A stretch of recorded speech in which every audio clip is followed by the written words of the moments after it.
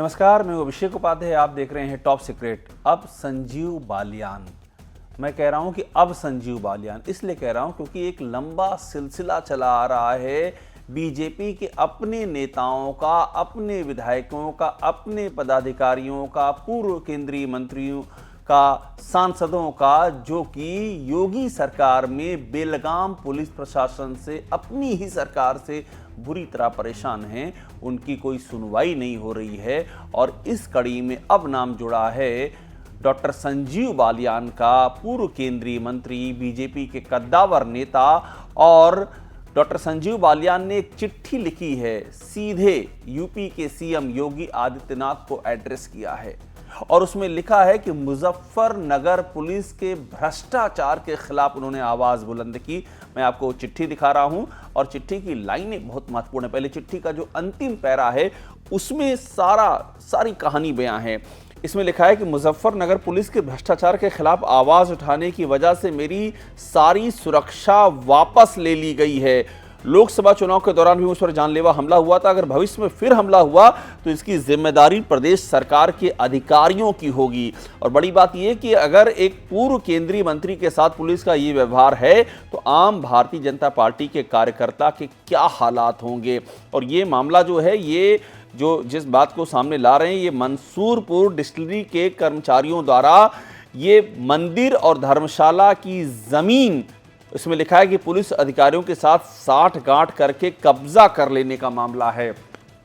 तो ये जो चिट्ठी आपने देखी, ये चिट्ठी की भाषा बताती है कि इस चिट्ठी के पीछे कितनी बड़ी कहानी छुपी हुई है, कितनी बड़ी दास्तां छुपी हुई है, कितनी दरवाज़ों पर डॉक्टर संजीव बालियान गए होंगे अपनी शिकायत को लेकर के, और जब कहीं सुनवाई नहीं हुई तब जाकर के उन्होंने यूपी के सीएम योगी आदित्यनाथ को चिट्ठी लिखी और ये लिख दिया। उसमें फिर से पढ़िएगा कि जब बीजेपी के एक नेता का, बीजेपी के अपने कार्यकर्ताओं का ये हाल है तो आम जनता का क्या होगा इस सरकार में।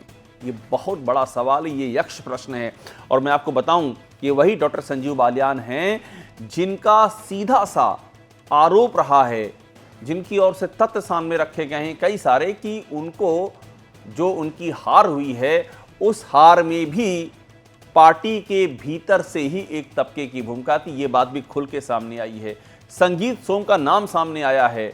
जो छत्री महापंचायतें हुई डॉक्टर संजीव बालियान के इलाके में और उसके आसपास, उसकी इजाजत किसने दी, किसकी इजाजत से वो छत्री महापंचायतें हुई, वो घेराबंदी, वो गोलबंदी, वो कैसे हुई, उसके पीछे कौन था, ये सवाल लगातार उठ रहा है। और उसके जो जिम्मेदार थे उनके खिलाफ अब तक एक्शन क्यों नहीं हुआ, ये सवाल लगातार उठ रहा है। लेकिन इस पर कहीं कोई भी एक्शन होता हुआ नजर नहीं आया।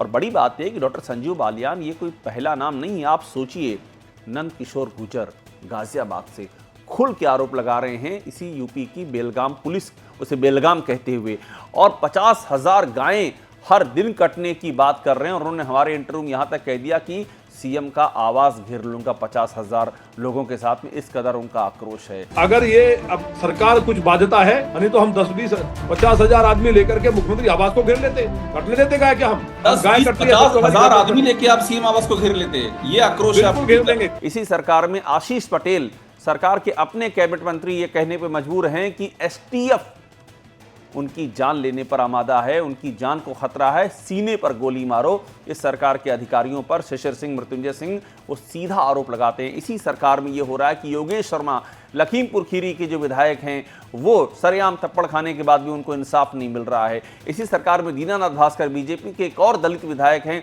वो लगातार परेशान है। रमेश मिश्रा, उनकी भी सुरक्षा इसी तरह से घटाई गई। जौनपुर के बदलापुर से बीजेपी के विधायक जब उन्होंने विरोध किया, आवाज उठाई, तो फिर बहाल की गई। लेकिन डॉक्टर संजीव बालियान की तो सुरक्षा वापस ले ली गई, ये चिट्ठी कहती है। तो यानी कि बीजेपी में चीजें ठीक नहीं हैं। अंदर ही अंदर ऐसा लग रहा है कि ज्वालामुखी धधक रहा है। और ये घटनाएं बता रही हैं कि ये ज्वालामुखी अभी जो सुषुप्त है, ये कभी भी सक्रिय हो सकता है। और अगर ये सक्रिय हो गया तो यूपी की राजनीति में क्या होगा, थोड़ा सा सोचेंगे तो पूरी कहानी और आने वाला भविष्य दोनों समझ में आ जाएगा। टॉप सीक्रेट को देखते रहिए, इससे जुड़ी सारी जानकारियां, सारी खबरें हम आपके सामने रखते रहेंगे।